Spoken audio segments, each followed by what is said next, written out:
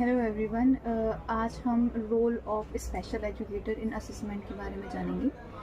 तो सबसे पहले हम इसको जर्नल एजुकेशन सिस्टम में समझ लेते हैं कि असेसमेंट क्या होता है। जैसे कि आपने देखा होगा, जब आप भी कभी स्कूल गए होंगे तो आपके पेरेंट्स ने बोला होगा कि हमारे बच्चे का एडमिशन करना है। मान लीजिए आप 4th क्लास पास करके आए हैं तो 5th में आपका एडमिशन कराना है। तो पहले वो आपका असेसमेंट लेते हैं, वो आपका एक टेस्ट लेते हैं जिससे कि वो आपको आइडेंटिफाई कर पाते हैं कि आप 5th में जाएंगे या फिर आप 4th में ही रहेंगे।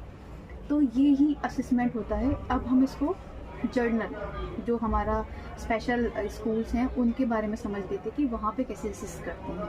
तो जैसे ही मान लीजिए कि आपके पास कोई स्पेशल बच्चा आता है, या तो वो सिग्निफिकेंट किसी डिसेबिलिटी से ग्रसित है, जैसे HI का बच्चा है या ID का बच्चा है, या फिर मान लीजिए ऑटिस्टिक बच्चा है, तो उनके अकॉर्डिंग भी चीज़ें होती हैं। अदरवाइज अगर एक जर्नल एक असेसमेंट का स्केल होता है कि किसी बच्चे को क्या क्या चीज़ें आनी चाहिए उसकी एज के अकॉर्डिंग, ठीक है। हालांकि जो क्राइटेरिया है स्पेशल एजुकेशन में बच्चों का वो बहुत कम रखा गया है। हम जनरल बच्चों से उनका कंपैरिजन नहीं कर सकते हैं, पर फिर भी कुछ स्केल्स हैं जहाँ पे हम देखते हैं कि बच्चे को क्या क्या चीज़ें आती हैं। जैसे एग्जाम्पल के थ्रू ही हम चीज़ों को समझते हैं, बहुत ईजी रहता है।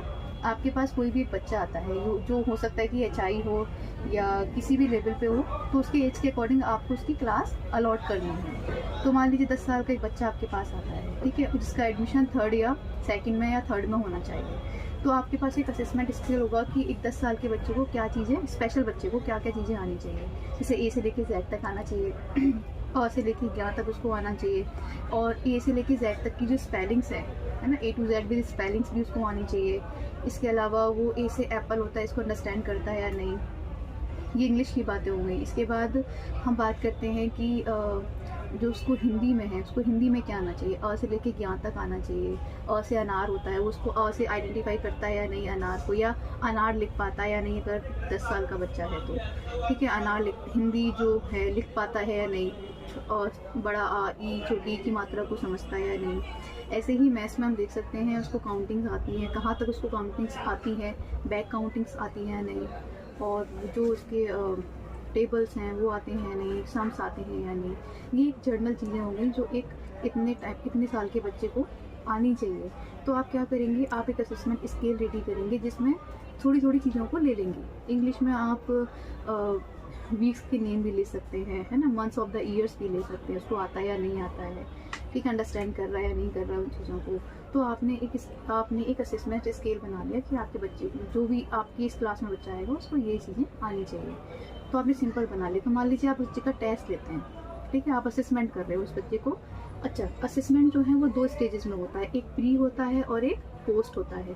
प्री असेसमेंट होता है जो आपने बच्चे को कोई भी टीचिंग नहीं दी, आपने कुछ नहीं पढ़ाया, उससे पहले जब आप उसका असेसमेंट कर रहे हो। पोस्ट होता है जब आप उसको पढ़ा देते हो वो चीज़ें जो उसको नहीं आती है, उसके बाद हम एक और बार फिर से टेस्ट लेते हैं, उसको हम पोस्ट असेसमेंट कहते हैं, ठीक है। और इसमें प्री और पोस्ट में हमेशा ग्राफ ऐसे जाना चाहिए, पहले वाला कि बच्चे को कम आ रहा है, पोस्ट में जब आप लोगे तो बच्चे का ग्राफ ऊपर की तरफ होना चाहिए।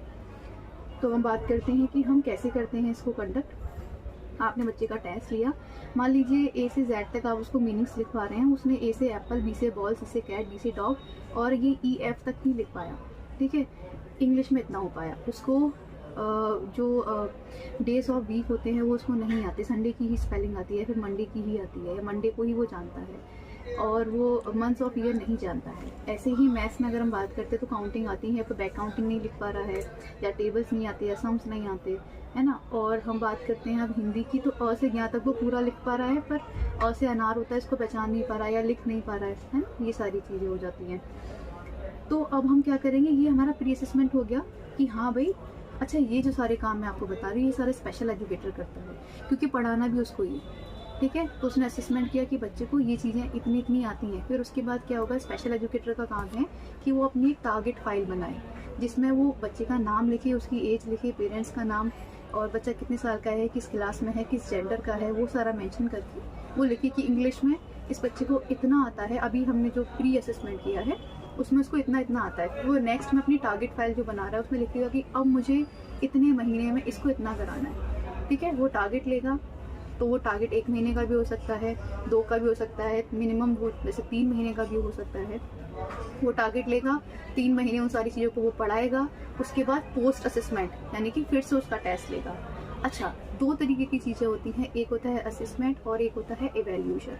असेसमेंट को हम आकलन कहते हैं, इवैल्यूएशन को हम मूल्यांकन कहते हैं। असेसमेंट शॉर्ट टाइम पीरियड के लिए होता है, यानी कि आप उसको 1 मंथ बाद भी कर सकते हैं, यूनिट टेस्ट जैसे 2 मंथ बाद भी कर सकते हैं, 3 मंथ बाद भी कर सकते हैं, 4 मंथ बाद भी कर सकते हैं। पर जो इवैल्यूएशन होता है वो लॉन्ग पीरियड के लिए होता है। जैसे वो आप 6 मंथ बाद, जिसको हम हाफ ईयरली टेस्ट बोलते हैं, एग्ज़ाम बोलते हैं, या फिर 1 ईयर के बाद, मतलब लॉन्ग पीरियड के बाद हम इवैल्यूएट करते हैं। सेम असेसमेंट की तरह ही होता है, पर वो ज़्यादा चीज़ों को कवर करता है, असेसमेंट कम चीज़ों को कवर करता है।